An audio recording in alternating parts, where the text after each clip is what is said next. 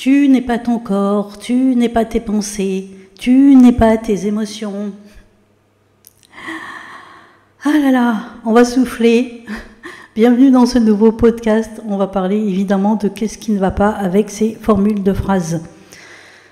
Si tu ne me connais pas, je m'appelle Victoire Selge, je suis en manifestation consciente et je t'aide à reprendre le lead en faisant la paix avec ton mental. Alors tu les as déjà entendues ou lues ces phrases. Tu n'es pas ton corps, tu n'es pas tes émotions, tu n'es pas tes pensées. Et moi je vais te dire pourquoi ça pose un problème ces phrases. Parce qu'en fait ces phrases elles sont pas totalement justes. Il manque une petite portion, une toute petite portion, mais qui fait la différence. C'est-à-dire, tu n'es pas que ton corps, tu n'es pas que tes pensées, tu n'es pas que tes émotions, tu n'es pas que cette facette, tu n'es pas que cette épouse, tu n'es pas que cette fille de, tu n'es pas que cette collaboratrice, cet employé, cet entrepreneur, cette copine. Tu n'es pas que ça, tu n'es pas que ce corps en effet, tu n'es pas que ce corps avec, je sais pas moi, des bourrelets ou au contraire un peu trop mince, tu n'es pas que ce corps avec peut-être les cheveux blancs, des rides, des boutons ou autre chose. Tu n'es pas que ça. Tu n'es pas que ces émotions qui des fois viennent te mettre un peu KO. Oui, tu n'es pas que ces pensées qui des fois t'emmènent dans une spirale ascendante. Tu n'es pas que ça, tu es beaucoup plus, oui, mais tu es ça aussi. Tu es ça aussi, oui, tu es cette mère de famille, oui, tu es cette fille, oui, tu es cette sœur, oui, tu es cet employé, tu es cet entrepreneur, tu es... voilà, oui. Et le problème avec ces phrases-là, je ne suis pas ceci, tu n'es pas cela, tu n'es pas... Mais tu es la conscience. Donc en gros, ces phrases qui sont je ne suis pas ci, je ne suis pas ça, mais qui auraient pour objectif de te faire toucher le tout, de te faire toucher la conscience, de te faire toucher le un, l'infini, le divin dans sa totalité. Mais comment c'est possible d'aller toucher ça et en même temps d'en enlever une partie? Comment c'est possible de pouvoir faire cette expérience du tout, on va dire, et d'enlever une partie du corps, une partie des émotions, une partie des pensées, d'enlever le mental parce que bon flûte, d'enlever l'ego blessé, d'enlever ci, d'enlever ça. Comment c'est possible en fait? Non. Pour pouvoir faire cette expérience de l'unité, il faut tout réintégrer, toutes les facettes, toutes les pièces du puzzle, même celles qui gênent un peu, même celles qui dérangent.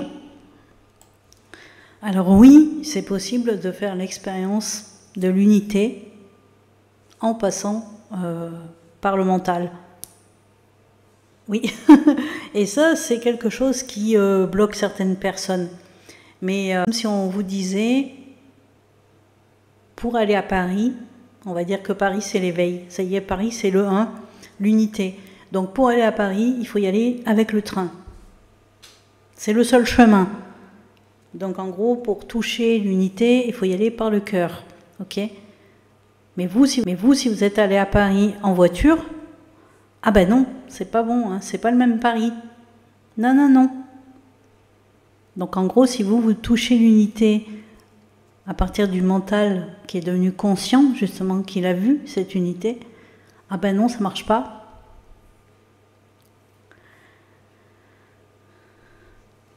Donc ça, en fait, c'est un vrai dilemme qui crée une sorte d'amalgame.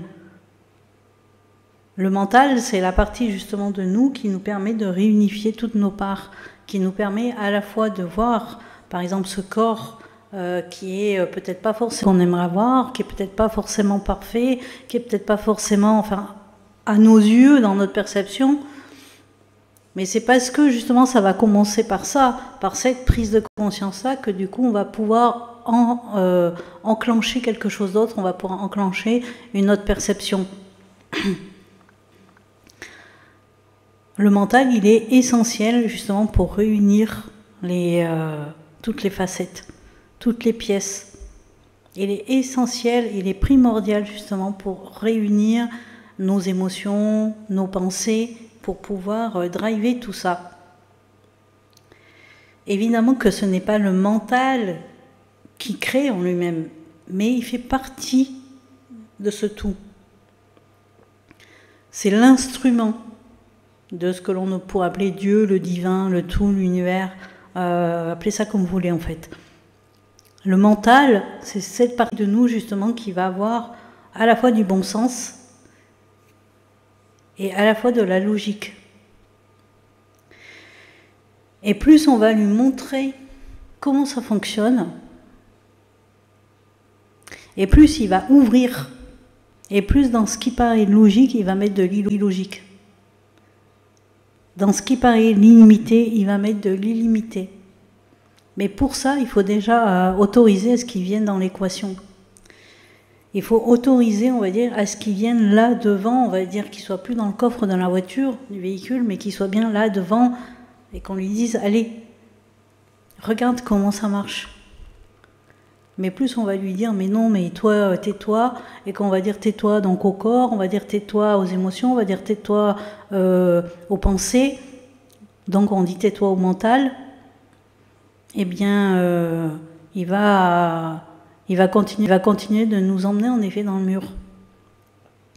Alors que plus on va lui ouvrir l'esprit, c'est le cas de dire, lui faire avoir des prises de conscience et de comprendre que ben non, c'est pas un problème ce corps. Ben non, c'est pas un problème ces émotions, c'est pas un problème ces pensées. C'est pas un problème. Parce qu'on va lui amener des solutions, on va lui amener une autre façon de voir les choses, une autre façon de percevoir, une autre façon de lire ce que l'on pourrait appeler la 3D. Mais rappelez-vous que bien sûr que votre corps, vos émotions, vos pensées, vos désirs, quels qu'ils soient, ont leur place. Il ne s'agit pas de l'enlever tout ça.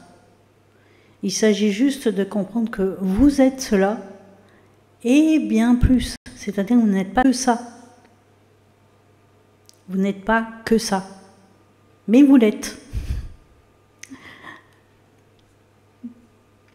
Et c'est pour ça que les personnes qui parlent de non-dualité ou du non-mental, mais qui utilisent leur mental pour vous distribuer ce message, parce que sinon, ils ne pourraient pas le distribuer.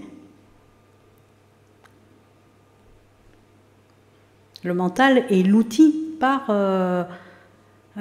l'outil, j'ai envie de dire, par défaut pour justement exprimer et manifester en fait. C'est un outil, c'est pas lui la matière première, mais c'est un outil qui permet, on va dire, à l'ouvrage d'être perçu. Vous me direz comment ça résonne ça pour vous?